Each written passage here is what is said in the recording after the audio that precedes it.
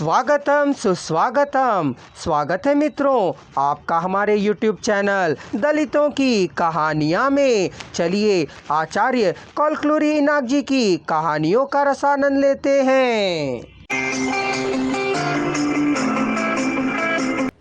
सभी पदार्थ उसके सामने ही रखा था, अंदर कुछ भी नहीं बचा था। मेरे लिए कुछ भी नहीं बचेगा सोच शास्त्री जी की भूख और बढ़ने लगी थी। पेट दहक रहा था। जो भी हो भोक्ता को तृप्तिपूर्वक खिलाकर पितृदेवता को तृप्त करना है, यह सोच लिया था उसने। शास्त्री जी जितना परोसते जाते बैरागी उतना ही खाता जाता। बैरागी जिस तरह से अच्छी तरह खाएगा उस तरह से शास्त्री जी परोसते जा रहे थे। सभी पान खाली हो गए। बैरागी ने डकार ली। इतना ही है और कुछ है कह पूछा।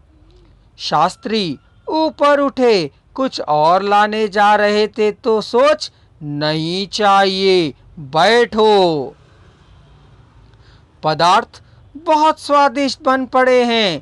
तृप्ति पूर्वक भोजन किया है। इतनी तृप्ति से भोजन कर काफी लंबा अरसा हो गया है। तुम्हारे पितृदेव संतृप्त होंगे। शुभम कह उठ गया। रीढ़ की हड्डी से चिपका बैरागी का पेट थोड़ा ऊपर हो आया था। बस पता नहीं जो कुछ खाया था ना जाने कहाँ चला गया। आश्चर्य। जठरग्नि की ज्वालाओं में पेट जलकर भुनकर खाक हो गई। बैरागी थैली को कंधे से लटकाकर त्रिशूल को हाथ में पकड़कर खड़ेऊ पहनकर बाहर आया। शास्त्री जी भोक्ता के साथ बाहर आए। मैं चला जाऊंगा, तुम रुको कहा। शास्त्री जी रुक गए और बैरागी बाहर आ गया और निकल गया। खाने को कुछ भी नहीं था। रसोई बनाने के लिए ताकत नहीं थी। रसोई घर से शयन कक्ष की ओर 4-5 चहलकदमी की। लोटे के पानी को गिलास में उड़ेलने को होकर फिर लोटे को ही उठाकर गटागट पानी पी गए। परदादों के समय की निवाड़ वाला पलंग था। सवेरे नींद से उठने पर जिस तरह था अभी भी उसी तरह है। उमस लग रही थी। गर्म हवा रह रहकर आती जाती रही थी। वही सुख था। शास्त्री जी पलंग पर निडल हो गए थे। वे सो गए थे या कुछ और हो गए थे, पता नहीं चला।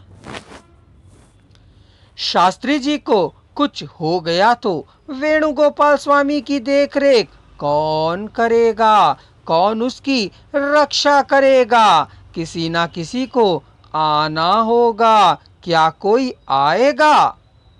यदि आएगा तो कब आएगा? कैसे आएगा? जिस पुजारी का अता पता नहीं है वह एक बार ही आएगा कह कैसे मालूम है? पूजा कैसे होगी? मंदिर का क्या होगा? मंदिर शिथिल हो जाए तो भगवान का क्या होगा? वेणुगोपाल स्वामी की स्थिति का क्या होगा? वेजेंडला का क्या होगा? पुजारी की आवश्यकता है। वे अब मंदिर की जिम्मेदारी नहीं उठा सकते हैं। उनके बड़े भाई पुजारी नहीं हो सकते हैं।